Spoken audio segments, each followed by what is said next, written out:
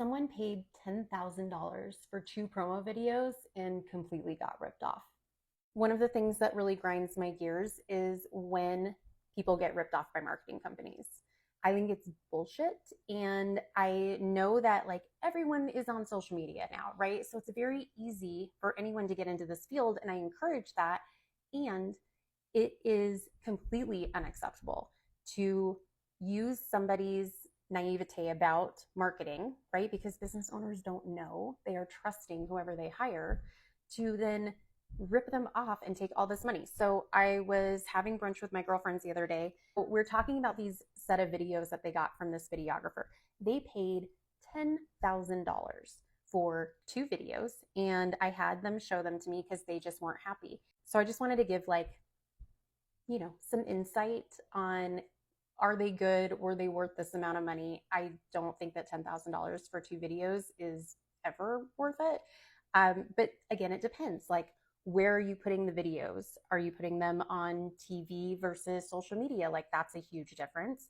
Are you using them just on YouTube? Are you using them for ads? Like, there's so many things that go into it. It's not just like a blanket, oh, I'm going to give you a video and you can use this for everything and it's going to be 10 grand. Like, there are a lot of things that go into that. And what a lot of people don't understand is that, yes, it's easy to film a video, but there's so many other things that go into that. So editing takes forever. If you are editing it and not using some sort of AI, which even with AI, you still have to tweak, you can count on about an hour per minute of that video.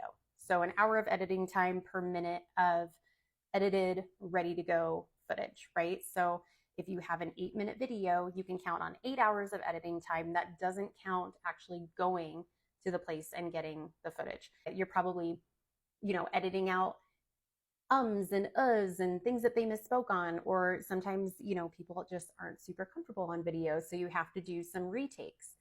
And then you're doing maybe a bottom third, or adding music, or updating the sound quality, adding B-roll and overlays. Like, there's all these things that go into it. So yes, you could take a standard video, whatever the amount of time is, and not make any edits. But if you want something truly polished, yes, it does take time. So they're for a school.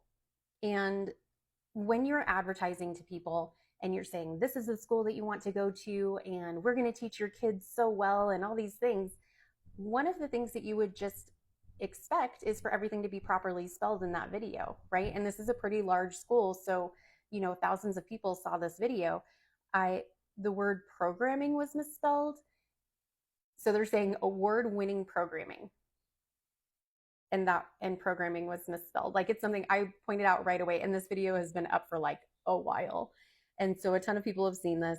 You're representing that brand. AI always is going to revert to like UK English.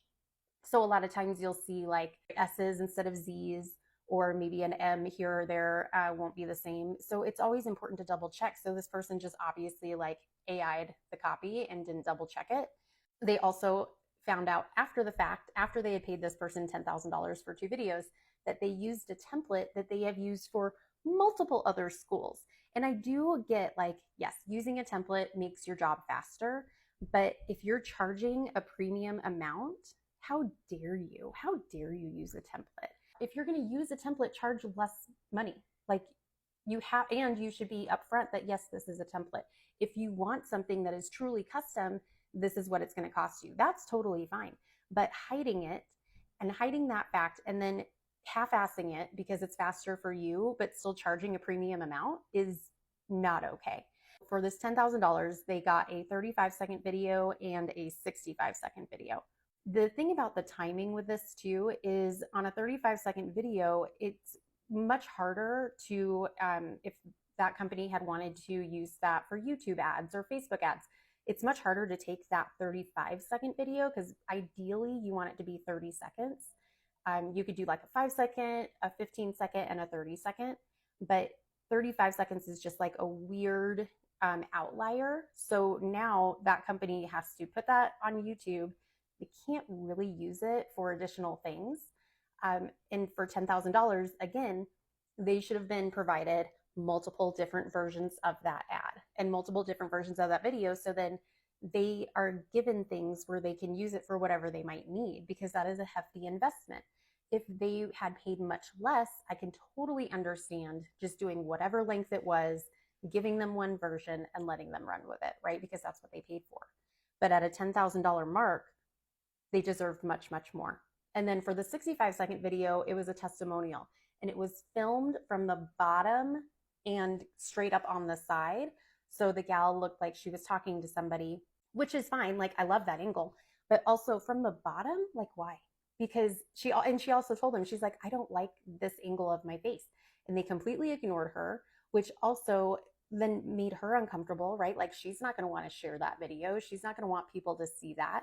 First, these people didn't listen when somebody told them that they were uncomfortable. They filmed from a shitty angle. And so now that girl is not proud of this video that her company paid so much money for. The $10,000 mark is not the issue. It's the quality and the quantity of what they receive for that. I know that some companies can afford $10,000 for 2 videos, and that's fine. But if you aren't getting multiple versions and things that you can actually use on multiple channels, because to invest that much money and only be able to put it on YouTube is a fucking waste. When you are hiring a videographer or when you're hiring somebody for social media, there are other things besides just filming the content and throwing it out there and doing some light editing.